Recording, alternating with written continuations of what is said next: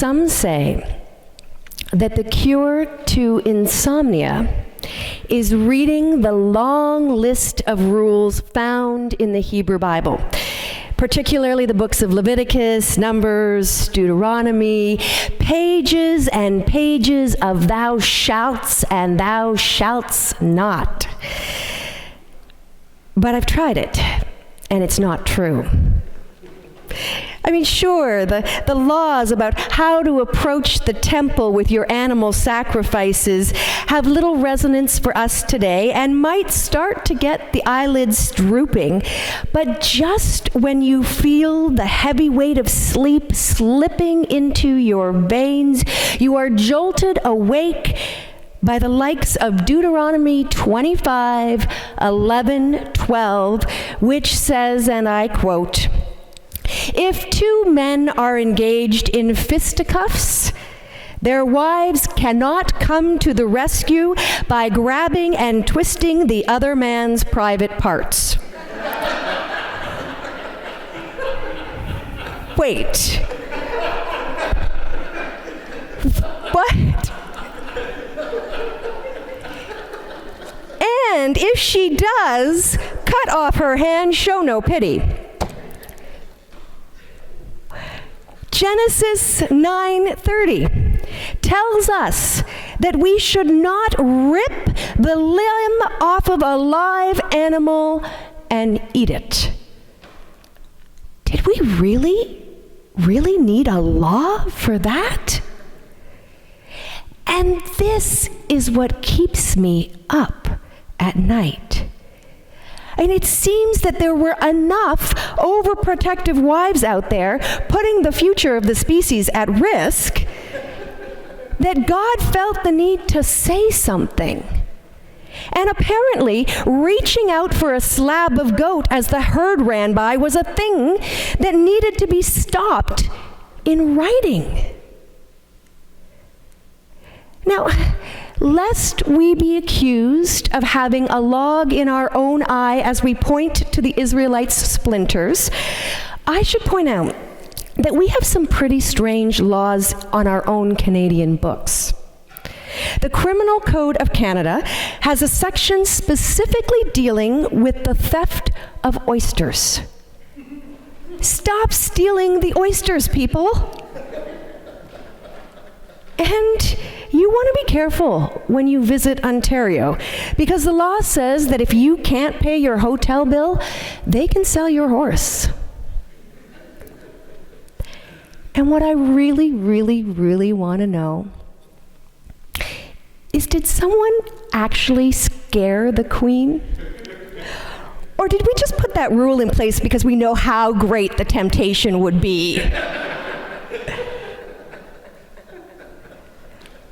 And what fascinates me about all of these rules is what they say about us as a people. One, we really do want to try to get along with each other. That's why we make the rules. And two, we seem to be pretty bad at it, which is why we make up so many. So we keep piling on the rules in an effort to protect our bodies and our hearts from getting broken. And when the rules don't keep us safe, we get angry. And we shut down and we lock out and we become isolated from one another. After being married for 15 years, a struggling couple found that they were having more and more disagreements, and they wanted to make their marriage work, and so they agreed on an idea that the wife had. And for 1 month, they planned to drop a slip of paper into a fault box.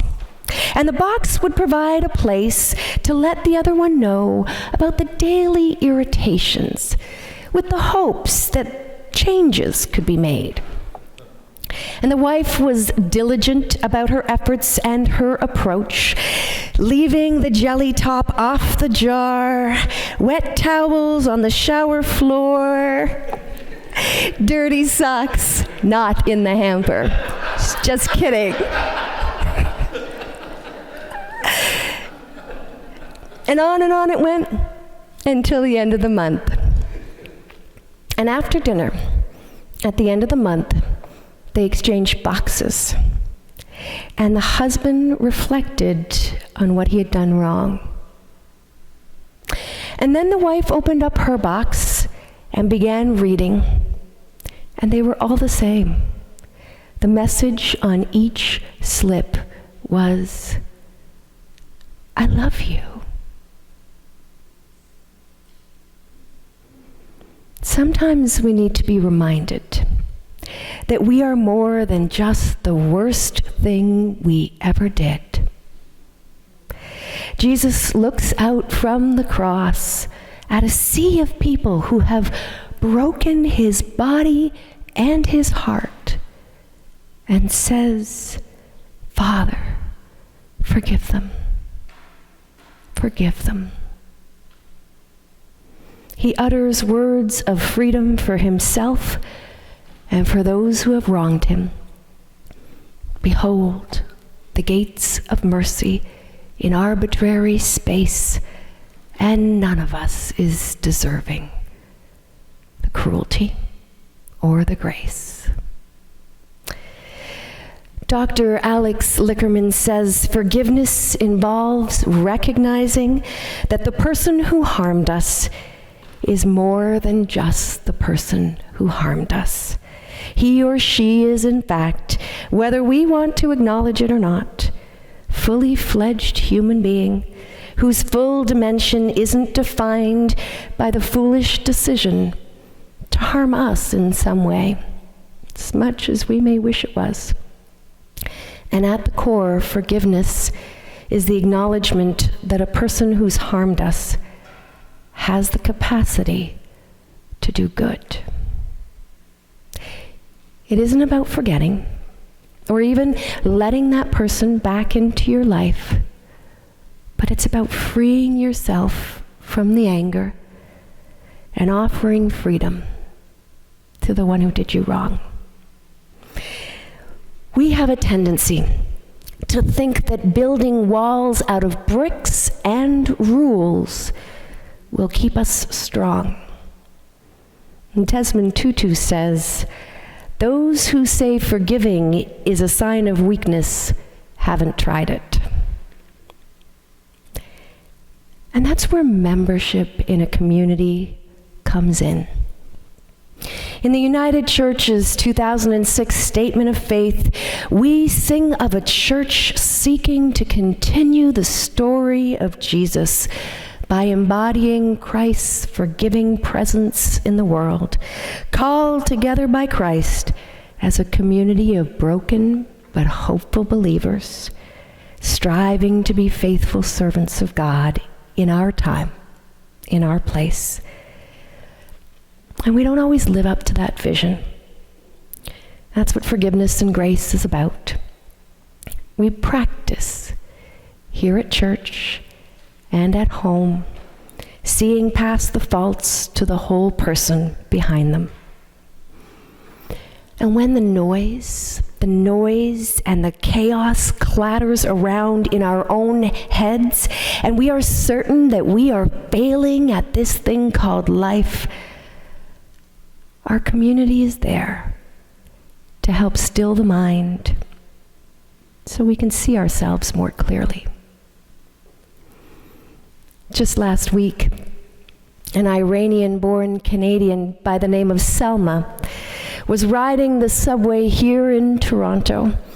And it was rush hour, adults trying to get to work, children trying to get to school, everyone doing their best to pretend like their personal space was not being horribly infringed upon.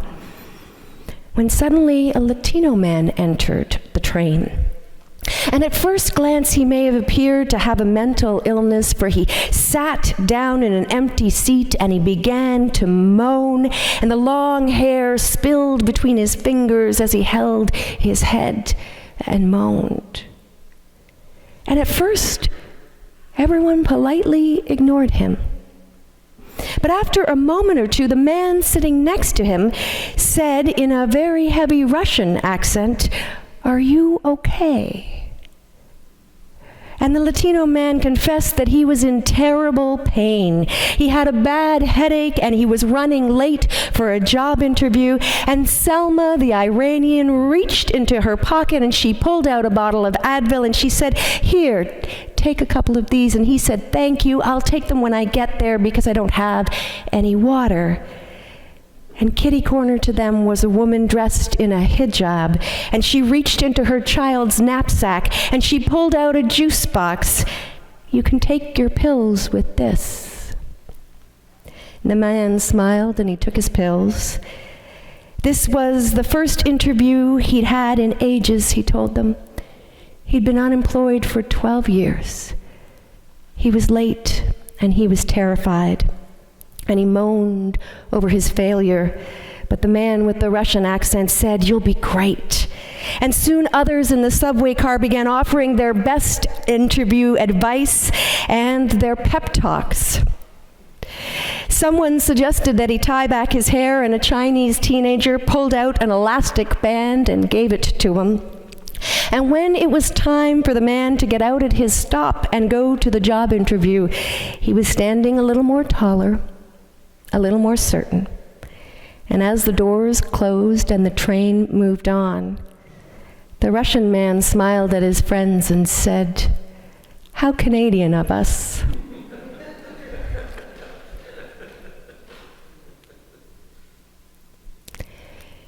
Christianity, practiced by Jesus, is about vulnerability and the willingness to see the whole person in the pews, in the streets, in your home, and in the mirror.